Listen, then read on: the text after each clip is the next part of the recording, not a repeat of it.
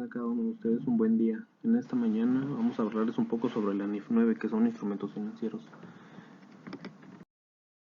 Integración del grupo. Para comenzar vamos a definir qué es un instrumento financiero.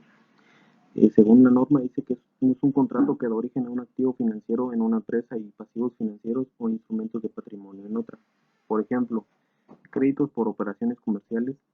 En este caso son las cuentas por cobrar de ingresos ordinarios. Están los créditos a terceros, serían préstamos a entidades financieras, títulos de deuda, que son bonos o pagarés, instrumentos de patrimonio, en estos son las acciones. Esto es cuando se toman como instrumento las acciones, ¿verdad? Bien, media vez definimos qué es un instrumento financiero, nos trasladamos al objetivo. Dice que es establecer los principios para la información financiera sobre activos y pasivos financieros, de forma que se presente una información útil y relevante para los usuarios de la información financiera de los estados financieros, para la evaluación de los importes y lo más importante en este caso es el calendario e incertidumbre de los flujos de efectivo futuros de la entidad. El alcance. Esta norma aplicará a todas las entidades e instrumentos financieros excepto a participaciones subsidiarias, asociadas y negocios que contabilicen en NIF 9, NIF 27 o 28. Están los derechos y obligaciones de la NIF 16 excepto la baja en cuentas y deterioro que se apliquen a esta norma, los derechos y obligaciones a empleadores de acuerdo a la NIF 19, derechos y obligaciones en contratos con clientes de acuerdo a la NIF 15, derechos y obligaciones en contratos de seguro de acuerdo a la NIF 4, instrumentos de patrimonio de acuerdo a la NIF 32. En el reconocimiento inicial, la segunda norma nos indica que se reconocerá un activo o un pasivo financiero en su estado de situación financiera en las siguientes circunstancias. Primera, cuando se convierta en una de las cláusulas contractuales. Segundo está cuando se reconozca por primera vez un activo financiero y tercera cuando se reconozca por primera vez un pasivo financiero. Para continuar está la baja en cuentas. Para la baja en cuentas debemos considerar para activos financieros se dará de baja cuando se pierde el control por medio de la realización o el vencimiento de las transferencias. ¿Qué quiere decir esto? Que daremos de baja los activos financieros cuando recuperemos el importe que reconocimos inicialmente para determinar que era un activo financiero. Un ejemplo de esto es cuando recuperamos el efectivo de una cuenta por cobrar de carácter comercial. Y ya para el pasivo financiero, en este caso, la obligación se elimina cuando se liquide, se cancele o se venza. En este caso eliminaremos o daremos de baja las cuentas o pasivos financieros cuando satisfagamos la obligación o se liquide. Por ejemplo, esto es cuando ya tengamos pagada la obligación sobre un préstamo obtenido. Clasificación de activos y pasivos financieros. De acuerdo al párrafo 4.1, una entidad clasificará los activos financieros según se midan posteriormente a costo amortizado, valor razonable con cambios en otro estado integral, valor razonable con cambios sin resultados, de acuerdo a la siguiente base: modelo de negocio de la entidad para gestionar los activos financieros, característica de los flujos de efectivo contractuales del activo financiero. De acuerdo al párrafo 4.1.2, un activo financiero deberá medirse el costo amortizado si cumple con las dos siguientes condiciones. El activo financiero se conserva dentro de un modelo de negocio cuyo objetivo es mantener los activos financieros para obtener los flujos de efectivos contractuales. Condiciones contractuales de activos financieros que dan lugar en fechas específicas a flujos de efectivo. Clasificación de pasivos financieros. De acuerdo al párrafo 4.2, una entidad clasificará sus pasivos financieros como medidos posteriormente a costo amortizado, excepto en caso de contratos de garantía financiera, compromisos de concesión de un préstamo a una tasa de interés inferior al mercado, los pasivos financieros que surjan de una transferencia de activos financieros, contraprestación contingente reconocida por un adquirente en una combinación de negocios, la cual será tratado de acuerdo a la NIF 3, los pasivos financieros que se contabilicen a valor razonable. Opción de designar un activo o pasivo financiero a valor razonable con cambios en los resultados. Según párrafo 4.2.2 y 4.1.5, una entidad en el momento del reconocimiento inicial puede designar un activo o un pasivo financiero de forma irrevocable, medido a valor razonable con cambios en resultado, cuando de hacerlo así dé lugar a información más relevante y logre eliminar o reducir significativamente alguna incongruencia en la medición o en el reconocimiento de un activo o un pasivo financiero. Derivados implícitos. De acuerdo al párrafo 4.3, un derivado implícito es un componente de un instrumento financiero híbrido combinado que también incluye un contrato anfitrión no derivado, cuyo efecto es que en algunos de los flujos de efectivo del instrumento combinado varía de forma similar a un derivado independiente. De acuerdo al párrafo 4.3.6, la norma indica que si la entidad no puede medir el valor razonable de un derivado implícito, el contrato híbrido se designará a valor razonable con cambios en el resultado. En el párrafo 4.3.7, la norma indica que si una entidad es incapaz de medir con fiabilidad el valor razonable de un derivado implícito, el valor razonable del derivado implícito será la diferencia entre el valor razonable del contrato híbrido y el valor razonable del contrato anfitrión.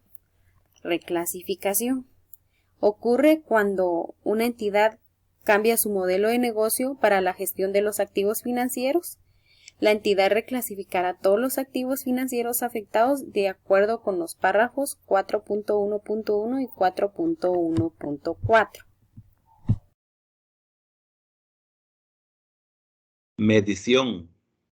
Medición inicial. Una entidad medirá un activo financiero o un pasivo financiero por su valor razonable más o menos en el caso de un activo financiero o un pasivo financiero que no se contabilice al valor razonable, con cambios en resultados.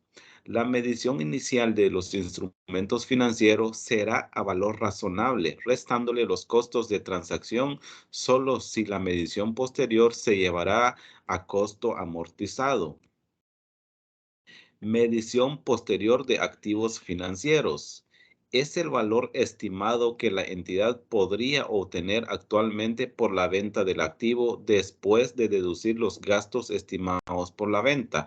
Si el activo ya hubiera alcanzado la antigüedad y las demás condiciones esperadas al término de su vida útil. De acuerdo a la presente NIF 9, existen 3 clasificaciones de activos financieros, los cuales son activos financieros posteriormente bajo costo amortizado, activos financieros medidos con cambios en el estado de resultado, activos financieros medidos posteriormente con cambios en el patrimonio. Medición posterior de pasivos financieros. Después del reconocimiento inicial, una entidad clasificará todos los pasivos financieros como medidos posteriormente al costo amortizado, excepto en el caso de los pasivos financieros a valor razonables con cambios en resultados, los pasivos financieros que surjan por una transferencia de activos financieros que no cumplan con los requisitos para su baja en cuentas, contratos de garantías financieras, entre otros. Costo amortizado. El costo amortizado de un pasivo financiero es el importe de su reconocimiento inicial que comprende el valor razonable de la contraprestación menos los costos que directamente son atribuibles a la compra, emisión o disposición del pasivo financiero, menos los pagos de la principal, menos la amortización acumulada utilizando el método de interés efectivo. Deterioro de valor. El cálculo del deterioro de los activos financieros valorados a costo amortizado se realizará del siguiente modo. La pérdida por deterioro es la diferencia entre el valor en libros del activo y el valor presente de los flujos de efectivo futuros estimados. El cálculo del deterioro de los activos financieros valorados a costo menos su posible deterioro se efectuará de forma siguiente. La pérdida por deterioro es la diferencia entre el valor en libros del activo y la mejor estimación, que necesariamente tendrá que ser una aproximación del valor que podría ser cero, que la entidad recibiría por el activo si se vendiese en la fecha sobre la que se informa. Reclasificación de los activos financieros. Una entidad podrá reclasificar los activos financieros según el párrafo 4.1 y aplicará la reclasificación prospectiva desde la fecha de reclasificación Esta no reexpresará ganancias o pérdidas. Si lo hace desde la categoría de medición del costo amortizado, su valor se medirá en la fecha de la reclasificación. También existe la forma de medición del valor razonable con cambios en resultados a la del costo amortizado. Su valor razonable pasa a ser nuevo importe en libros. La medición del costo amortizado a la del valor razonable con cambios en otro resultado integral. La medición del valor razonable con cambios en otro resultado integral a la del costo amortizado. La medición del valor razonable con cambios en resultados a la del valor razonable con cambios en otro resultado. Y la medición de valor razonable con cambios en otro resultado integral a la del valor razonable con cambios en otro resultado integral están establecidos su procedimiento en la respectiva norma.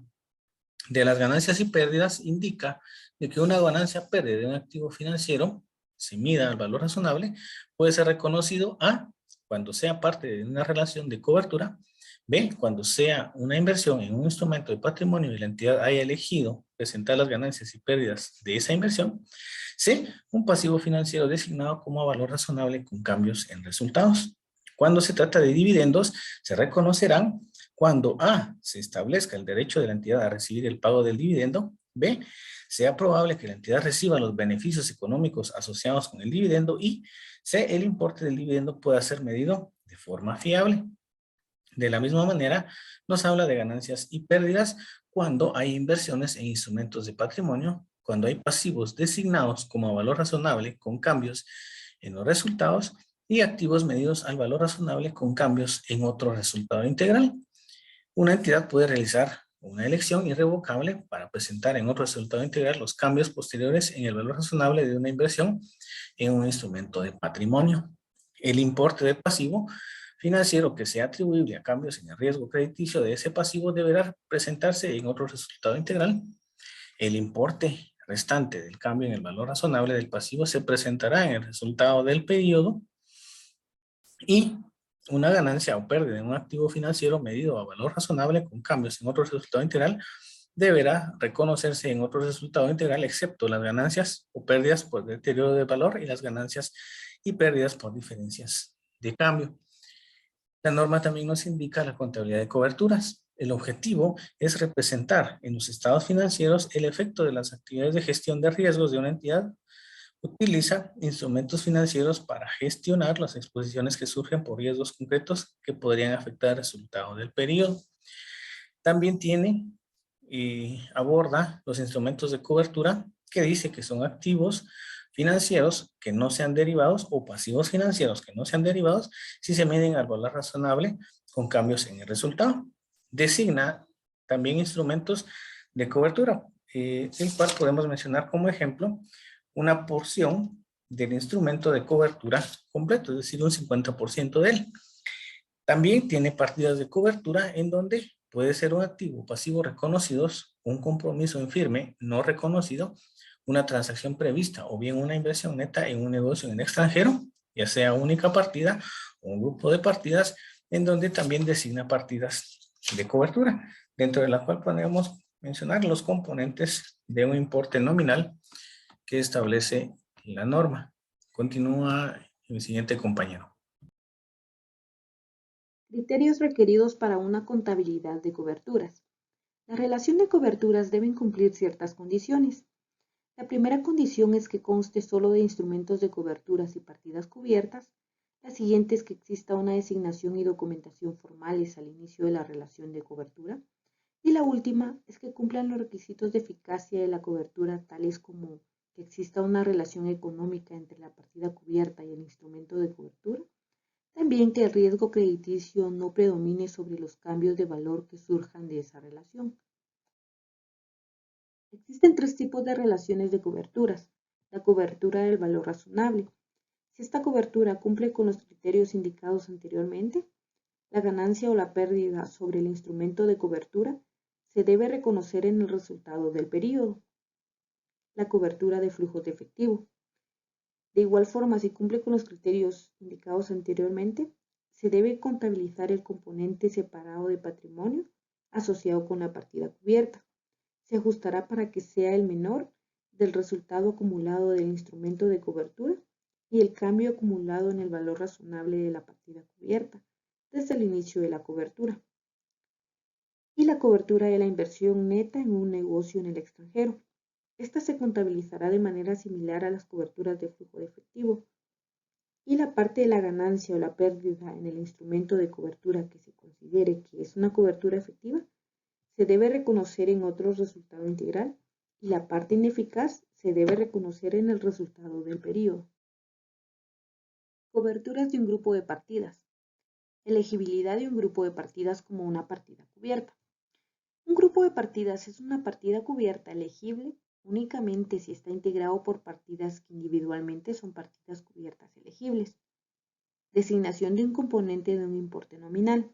Un componente que es una proporción de un grupo de partidas elegibles es una partida cubierta apta, siempre que la designación sea congruente con el objetivo de gestión de riesgos de la entidad. Presentación. Para una cobertura de un grupo de partidas con posiciones de riesgos compensadas, cuyo riesgo cubierto afecta a partidas diferentes en el estado de resultados, se deben presentar en un rubro separado de los afectados por las partidas cubiertas. Posiciones netas nulas. Cuando se habla de posiciones netas nulas, es cuando las partidas cubiertas entre ellas compensan totalmente el riesgo que se gestiona sobre la base del grupo. Excepciones temporales a la aplicación de requerimientos específicos de la contabilidad de coberturas. Una relación de cobertura está directamente afectada por la reforma de la tasa de interés de referencia, solo si la reforma da lugar a incertidumbres sobre la tasa de interés de referencia designada como un riesgo cubierto o el importe de los flujos de efectivos basados en la tasa de interés de referencia. Gracias por su atención.